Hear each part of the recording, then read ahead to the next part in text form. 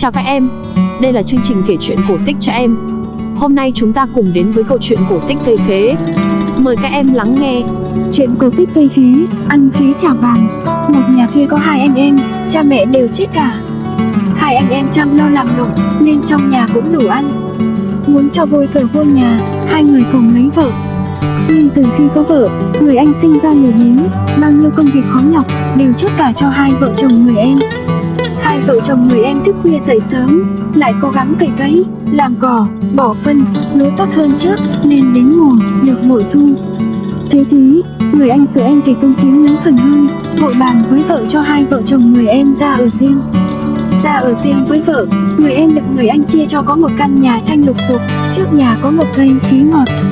Hai vợ chồng người em không phàn nàn một lời, hết vào rừng đúng rồi đem ra chợ bán, lại đi gánh mướn, làm thuê. Còn người anh có bao nhiêu ruộng nương đều cho làm rẽ, để ngồi không hưởng sung sướng với vợ. Thế em không ca thán, người anh cho em là ngu si, lại càng lên mặt, không lui tới nhà em và cũng không để ý gì đến em nữa. Những ngày sung sướng nhất của hai vợ chồng người em là những ngày khế chín. Quanh năm, hai vợ chồng đã chăm bón và bắt sâu, đổi kiến cho cây khế, nên cây khế xanh mơn mởn, bóng rực khắp mảnh vườn nhỏ bé, quả lúc liều cả ở những cành là sát mặt đất, trẻ lên ba cũng với tay được.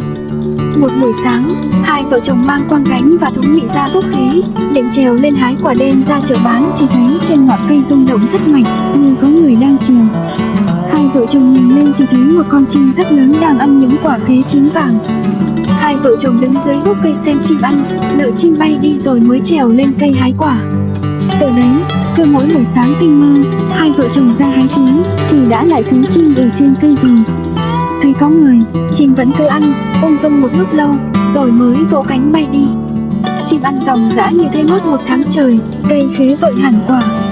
Một hôm, đứng đợi cho chim ăn xong, người vợ nói nửa bỡn nửa thật với chim: "Chim ơi, chim ăn như thế thì còn gì là khế của nhà tôi nữa.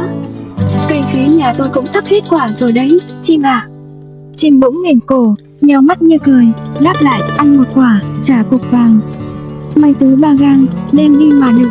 Chim nhắc đi nhắc lại câu ấy 3 lần, rồi mới vỗ cánh bay đi. Hai vợ chồng thấy chim biết nói đã lấy làm lạ, lại thấy chim bảo mình như thế, nhắc lại cho mình đến 3 lần, nghe rõ mồn một, nên càng suy nghĩ, vân vân. Nhưng rồi hai vợ chồng cũng làm theo lời chim.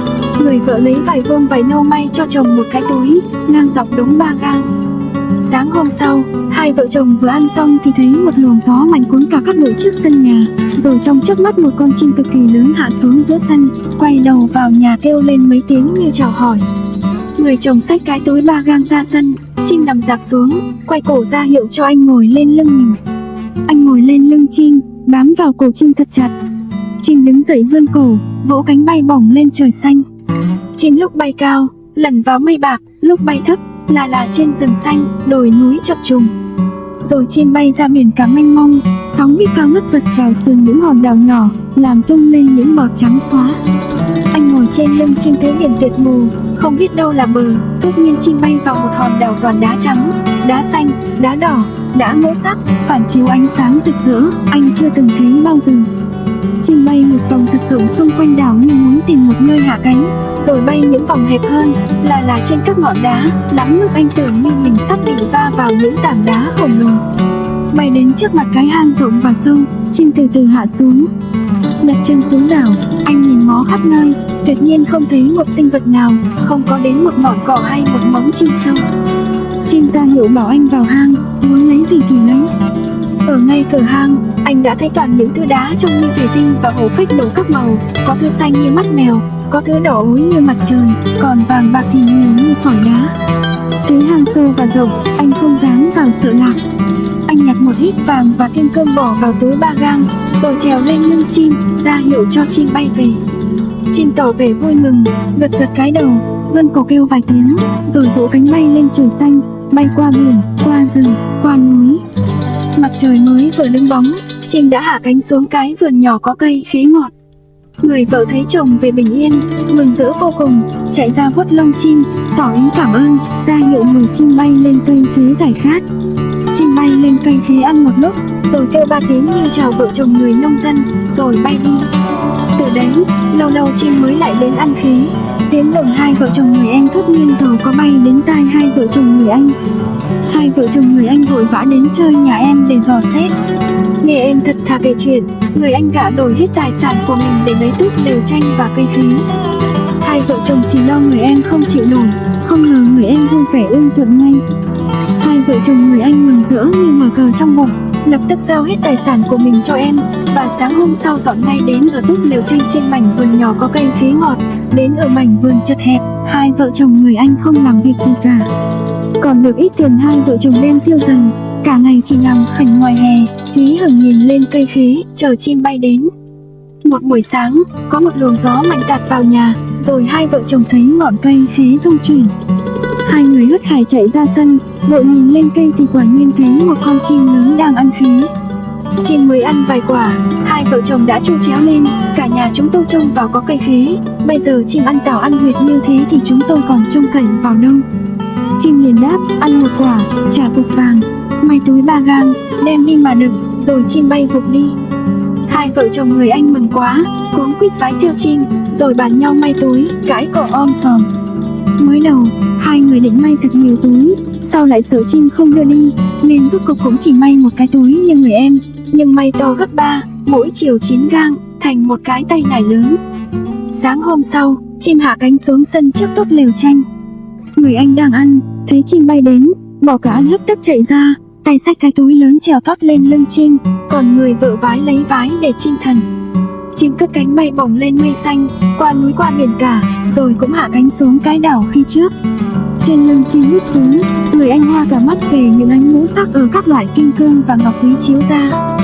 Đến khi vào hang, người Anh lại càng mê mẩn tâm thần, quên cả đói cả khát, cũng nhặt vàng và kim cương cho thật đầy tay nải, lại một đầu ống quần và tay áo cho thật chặt, rồi nhồi nhét đầy cả hai tay áo và hai ống quần, đến nỗi nặng quá, chàng ta cố kéo lê từng bước mà vẫn chưa ra được khỏi hang.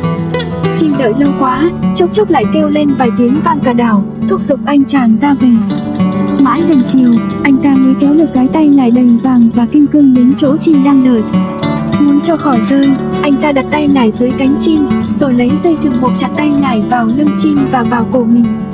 Chim vỗ cánh bay lên, nhưng vì nặng quá, mới bay lên khỏi mặt đất một ít lại sa xuống.